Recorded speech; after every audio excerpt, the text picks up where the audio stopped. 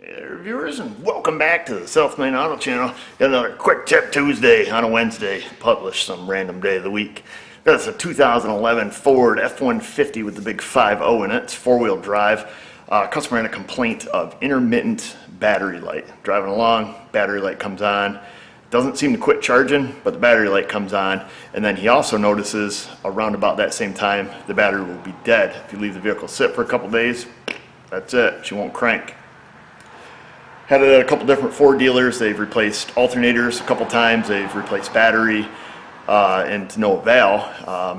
But what I did, brought it in, checked it out. First thing I did is just a parasitic draw test. It went down to about 15 milliamps. So that's perfect. The problem isn't present at this time. However, as you can tell by the title of this video, the power visual inspection, I didn't want to let it go. They drove here from PA. So I just give it a visual inspection, and luckily I found the problem. I guess the first thing I could say, we did have a couple codes in it. We had a P0620 and a P065B, both of those pertaining to the generator control circuit. So I've done videos on these Ford charging systems, GenCom, GenMon. PCM sends a signal to the ECM, so, or the PCM sends a signal to the generator to say, turn on, this amount, and generator in turn sends a signal back and, gives it a, state of health, we'll call it. Being that we had a problem, codes stored in it for the GenCom circuit, I inspected the alternator wiring harness, which, normally is all taped up, all fancy, and runs very tightly over top of the front differential. I did see on the polyloom, just with visual inspection, the hole looks like a mouse chewed a hole through it. Now this had Tessa tape wrapped over it, polyloom, and then the wires taped inside of that, but I did see the little hole, and this is, it's really difficult to show on the camera, but it's directly above the front pumpkin.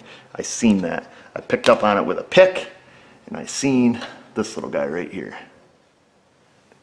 And that is our GenCom wire, and you can see maybe about 1/8 of an inch of that insulation wore through right down to the copper, and that was shorting out on the front diff, giving this guy all his issues. I did have to pull a couple bolts out of the front differential, these big honkers, let it down, unhook it from the alternator, of course, unhook the battery, and then pull that harness through to the front so I could get to it. Now it's pretty simple after that. We'll fix that wire, get it taped back up.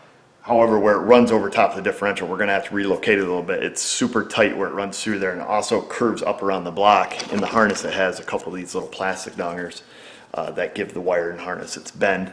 We're just gonna have to move it slightly to keep this from happening again. But I guess the purpose of this video is don't overlook visual inspection.